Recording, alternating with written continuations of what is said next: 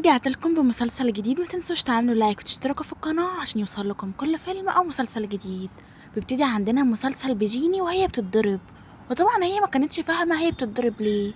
بدأت تسأل الست اللي شغالة عندها، فبتقول لها خير هو انا اللي بتضرب؟ ردت عليها بكل بجاحة، قالت لها انا انقذتك لما اهلك ماتوا، وانتي كنتي في البيت لوحدك وكنتي احتمال اللي انتي تتقتلي، فانا عايزاكي ترديلي كل حاجة انا عملتها لك.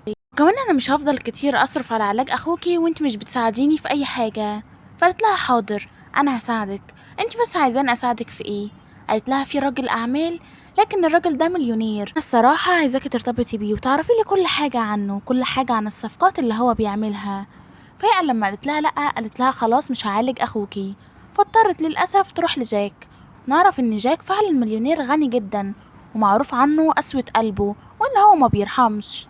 راحت له علشان تتكلم معاه، فقال لها وانتي اول مره تشتغلي الشغلانه دي؟ بتقول له لا طبعا. قال لها باين عليك اللي انتي بنت بريئه جدا، والصراحه الشغل ده مش شغلك. فبتقول له لا صدقني، وانا شغاله في الشغل ده من وانا صغيره. فقال لها لا طبعا مش باين عليكي. فهنا بتقول له صدقني انا كده. قالها خلاص ماشي، وخدها فعلا على البيت عنده. ونعرف ان هو غني جدا، والكل يحلم بس انه يقف معاه ويكلمه، والكل بيخاف منه علشان هو ما بيرحمش. في الوقت ده بدأ يقول لها وانتي هتيجي تعيشي معايا عادي؟ هو انتي تعرفيني؟ فهي بتقول له اه عادي. فانا بيقول لها ان انتي مريبة، وخدها رماها في العربية بتاعته. ولما جه علشان يقرب منها، فهي خافت جدا واتوترت، وتقول له بقول لك ايه ابعد عني. قال لها ليه؟ هو انتي مش قلت ان انتي قديمة في الشغل ده؟ هي كانت بتكلمه ولقت ان الست اللي بتشتغل عندها اللي سلطتها عليه بتتصل بيها. فانا بيقول لها مين دي؟ وانت مش قلت ان انت مالكيش ولا صحاب ولا قرايب؟ فانا بيقول لها ما تردش عليها. لما قالت له ان الست دي كنت هشتغل عندها، وكانت بتفتكر لما اول مره راحت علشان تقابله، وهو طبعا كان بيخوفها. فهي بتقول له لا دي ست عاديه يعني. قال لها زي ما قلت لك ما ترديش، واخدها وداها على البيت عنده. بيقول لها وانت كويسه؟ مالك متوتره كده ليه؟ بتقول له انا زي الفل. قال لها طيب غيري هدومك واستنيني. فهي قالت له خلاص ماشي. وفي الوقت ده جه ابن عمه ومراته، وانا بيقول له هو انت ليه بتكلمها بالشكل ده؟ قال له مالكش دعوه والبنت دي تخصني، وعلى فكره اي حد هيلعب معاها هاني حياته. وراح يقعد هو ومراته، وقالوا لبعض اخيرا مشينا من قدامه، احنا كنا خايفين جدا ومرعوبين. فهي بتقول له مين البنت دي وازاي اخوك يجيبها على البيت؟ ده مستحيل اصلا يجيب بنات عنده على البيت. فقال لها معرفش. فانا بتقول له خلاص ماشي. وبعديها سابت البيت وهربت، وحست ان الشغل ده ما يناسبهاش، وان هي اطهر وانضف من كده. ولما كانت ماشيه اتفاجئت ان في نور عربيه جاي ناحيتها قوي، ولما بصته عرفت ان هو جاك. يقول لها وانت مش قلت ان انت قديمه في الشغلانه؟ ايه اللي هربك؟ انت مين اصلا؟ وانا عايزه اعرف انت بتقربي مني ليه. وهي طبعا كانت خايفه جدا لتتقفش. فقال لها انت هعاملك زي الخدامه بالظبط، هتيجي عند البيت وهعاملك اقل من اي حد، ولكن طبعا انت مضطره تستحملي كده. فهي قالت له لا طبعا، وايه اللي يخليني استحمل كده؟ قال لها انت جيتيلي برجليكي، وانا اصلا ما كنتش عارفك ولا عايزك. فبتقول له اه فعلا معاك حق. وهي كانت خايفه تطول معاه، لا يعرف ان هي ليها اخ ويبدا يبتزها بيه. فهي بتقول له هو انت هتعمل فيا ايه؟ قال لها ان انا بدات ان انا اعجب بيكي. وانا طبعا ما كانتش مصدقاه، لانها عارفه طبعا ان هو راجل قاسي جدا. وفي الوقت ده راحت ليها تقول لها انا اسفه ان انا مش هقدر اكمل الشغل، انا خايفه جدا على نفسي، الراجل باين عليه قاسي جدا وصعب. وسابتها ومشيت، وقالت لها خدي بالك انت لو ما اشتغلتيش انا مش هدفع لاخوكي تاني تمن المستشفى.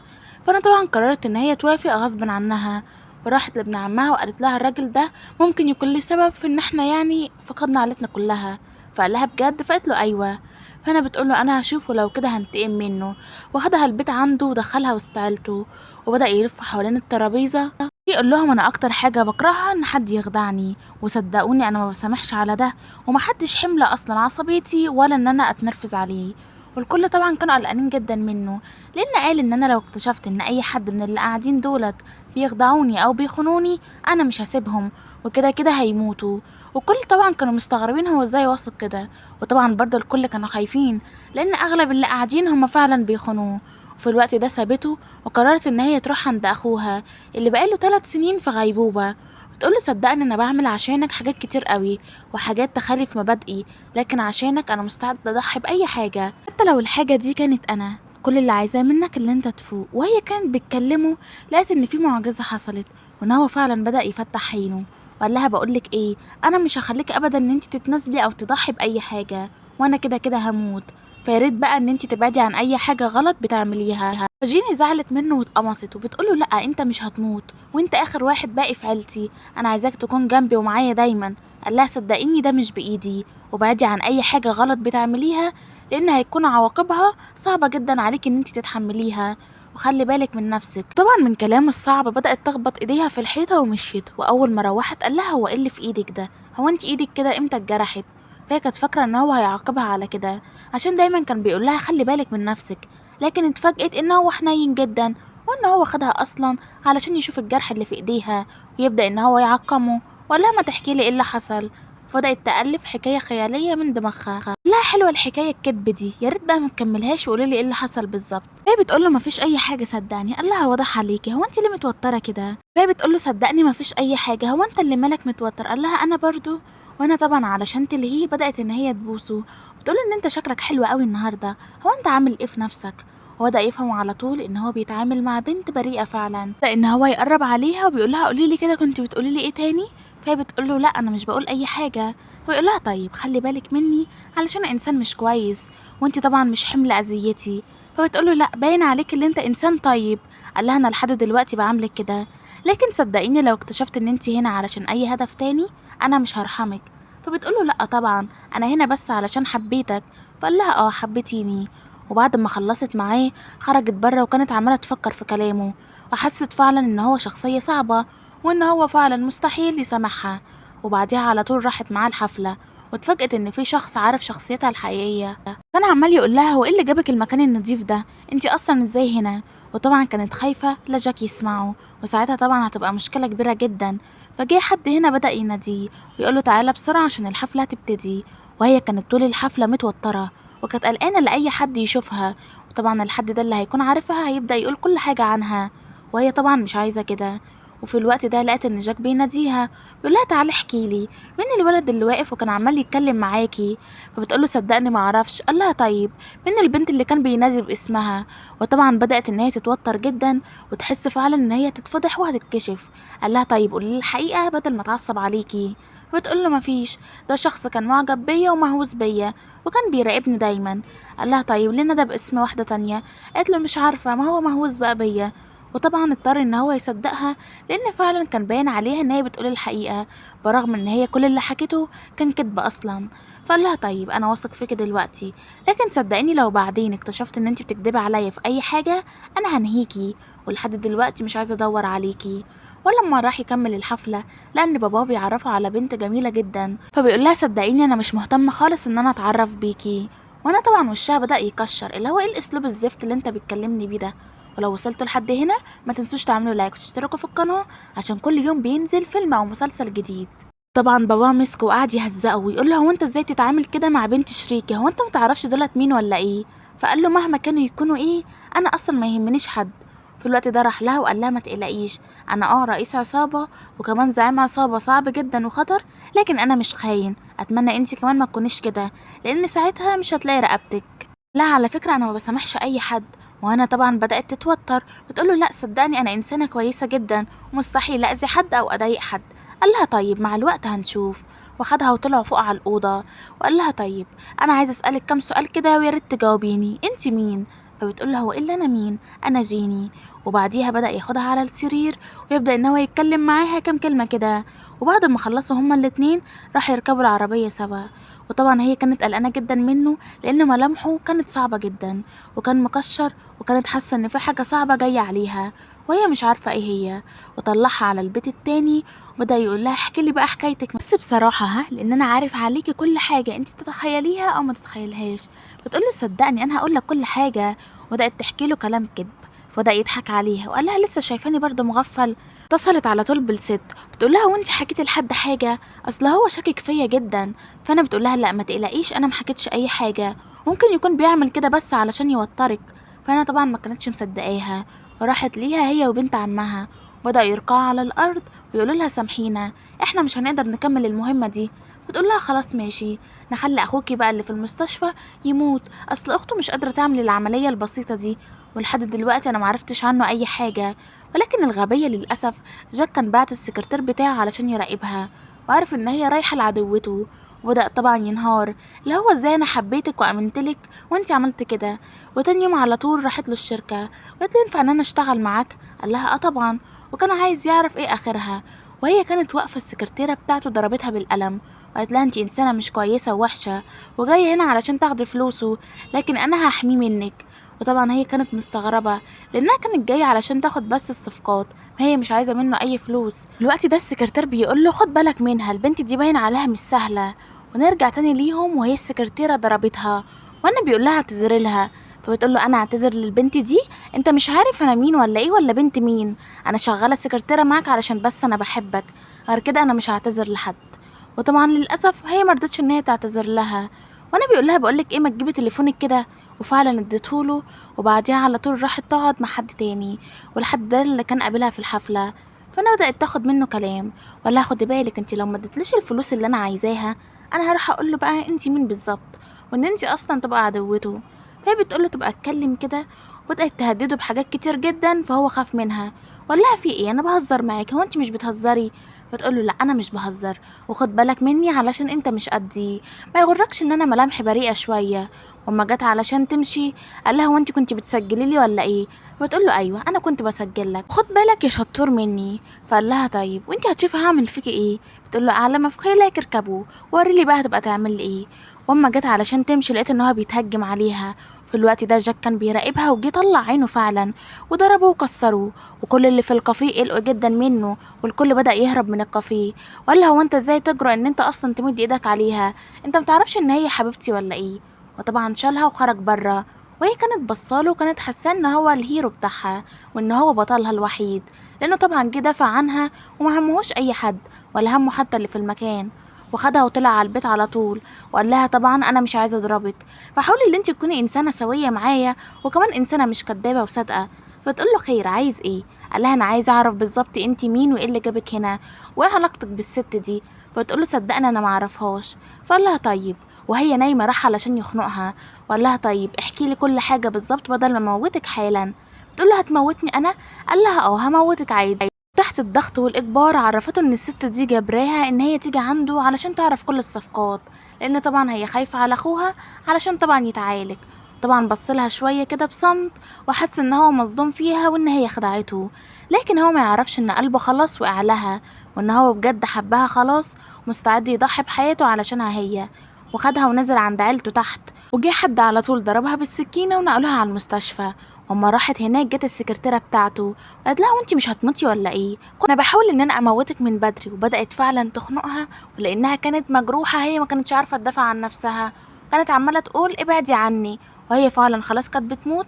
دخل في الوقت ده جاك وقال لها انا لو شفتك قربت لها تاني انا هقضي عليكي ومش هيهمني جدي. فهي بتقول له صدقني هي اللي اتهجمت عليا. فقال لها اه واضح جدا ما انا شايف.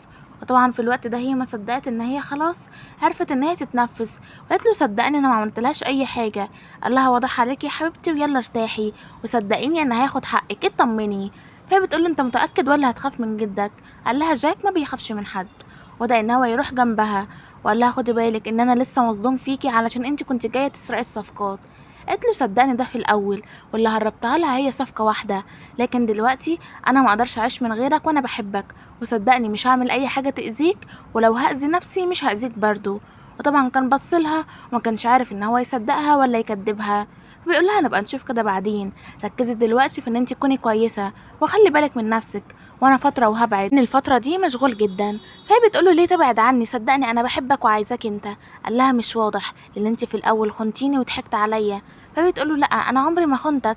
قال لها خنتي ثقتي. وبعديها على طول راحت للست وكانت بتكلمها بعصبيه وضيق. الست قالت لها شاطره، زي ما عرفتي وقدرتي تهربي لي اول صفقه هربي لي الباقي. فهنا ضحكت طبعا جيني وقالت لها انسي يا شاطره انتي، انا مستحيل اعمل كده فيه، وده الشخص الوحيد اللي جه دافع عني. وطبعا وهي كانت بتتكلم معاه جه جاك وقال لها بقولك ايه، بعدي عنها لان انتي مش قد اذايا، وهي مش هتهرب لك صفقات تاني. وعلى فكره انا عرفت ومسامحها عادي، وبعدي بدل ما اذيكي انتي وعيلتك كلها، وانتي لحد دلوقتي متعرفيش من جاك.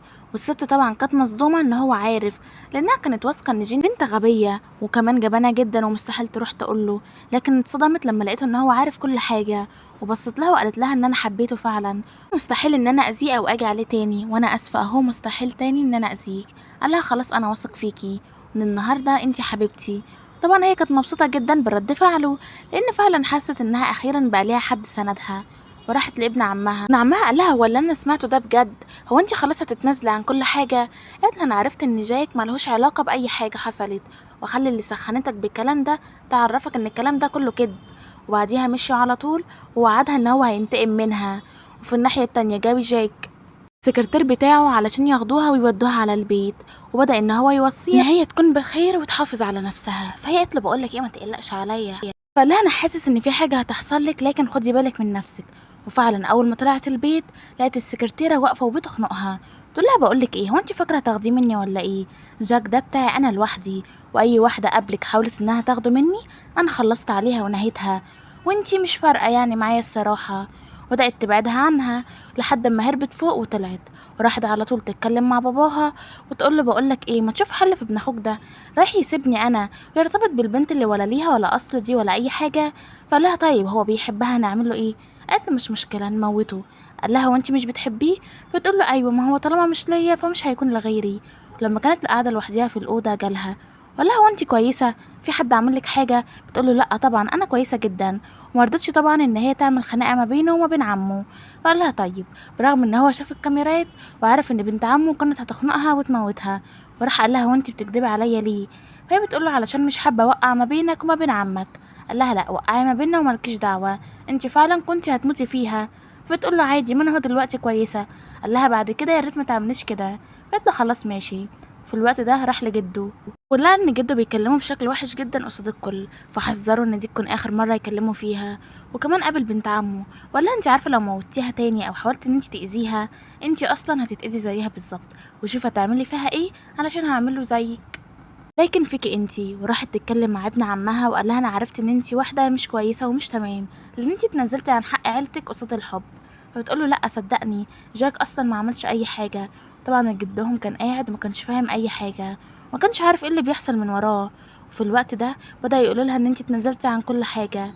وفي الناحيه التانية السكرتيره كانت بتكلم باباها او بنت عم جاك، بتقوله: بقولك احنا لازم نموته بسرعه قبل ما يتجوزها، او ايه رايك نموتهم هما الاتنين؟ طبعا قال لها كده باباها. فبيقول لها: لا، احنا نموت واحد بس. قالت له: خلاص نموت جاك علشان ما يتجوزش غيري، وكده كده ما بيحبنيش، ودي واحده مجنونه ملناش دعوه بيها. وبعديها على طول راحت لاخوها في المستشفى علشان تطمن عليه، وقال لها: ان انت باين عليكي ان انت بقيتي غنيه قوي، هو انت بتعملي ايه في حياتك بالظبط؟ فقلقت واتوترت وقالت له: بقول لك ايه، انا هقوم امشي بقى. فقال لها: ليه؟ بتقول له: عادي، لانها لحد دلوقتي ما كانتش عايزه تعرف لاخوها ان هي كانت بتشتغل في مالها ليلي، وان هي اصلا ما كانتش كويسه، وكانت عندها استعداد تخسر نفسها قصاد ان هي تكسب حياة اخوها. وراحت له بتقول له: بقول لك ايه رايك ان انت تتجوزني؟ قال لها: وانا سامع صح؟ انت عايزه تتجوزيني انا؟ بتقول له: اه، فيها ايه؟ قال لها: وانت اللي بتعرضي عليا الجواز؟ بتقول له: اه. بتقول له: كمان انا عايزاك تنقذ اخويا وتحميه وتدفع مصاريف مستشفى علشان انا معيش فلوس خالص.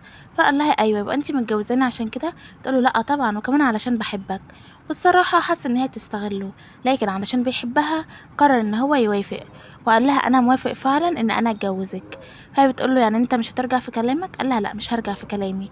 وكانت حاسة إن هي مبسوطة لأنها تتجوز خلاص لحب عمرها، والشخص الوحيد اللي وقف جنبها وجاب خاتم ولبسهولها، وقال لها: انت شكلك حلو جدا بيه، وقريب جدا هنتجوز. قالت له: خلاص ماشي. وراحت لاخوها وقالت له ان انا هتجوز قريب. قال لها: مالك، انا مش مرتاح لك، بقالك كام مره انت مش تمام، وحاسس كده ان في حاجه. فبتقول له: لا مفيش اي حاجه. قال لها: طيب، عارفه دايما ان انا اخوكي وجنبك، ولو احتجتي اي حاجه قولي لي.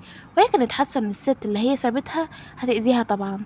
في الوقت ده بتقول له: انا عرفت ان هما الاتنين هيتجوزوا، وعلى فكره خطبها. هو انت قاعد بتعمل ايه؟ ما تساعدني بقى وخليك اب كويس. قال لها: انا فعلا اب كويس، لكن حقيقي انا مش عارف اعمل ايه. انت عايزاني ان انا اقتله وادخل السجن؟ قالت له: لا خلاص، انا اللي هقتله. فلا، لا خلاص، انا اللي هتصرف، وبعدين انت يا بنتي نفسك عن المشاكل دي. وهي قالت له: تمام.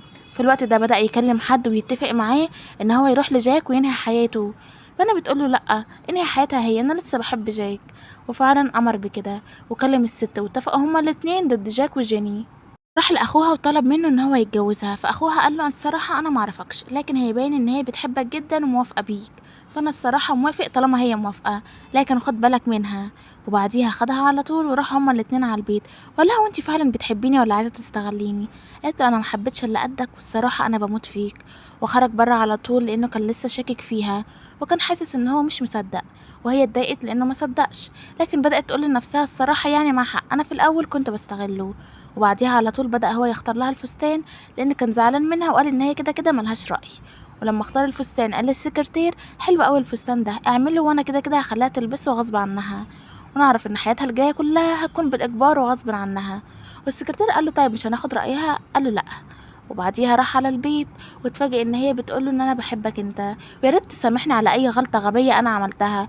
وصدقني انا عملت كده في الاول علشان بس خاطر اخويا، وكمان هو الوحيد اللي باقيلي من عيلتي، فانا كنت مستعده اعمل اي حاجه علشان انقذه وانقذ حياته واخليه جنبي. قال لها ان انا بحبك ومسامحك على كل حاجه. وبعديها على طول بدأت تلبس فستان الفرح، ولكن وهي بتبص لنفسها في المراية اتفاجئت ان السكرتيرة وراها، وقالت لها وانا مش قلتلك مش هخليكي تفرحي ابدا طول ما انا موجودة؟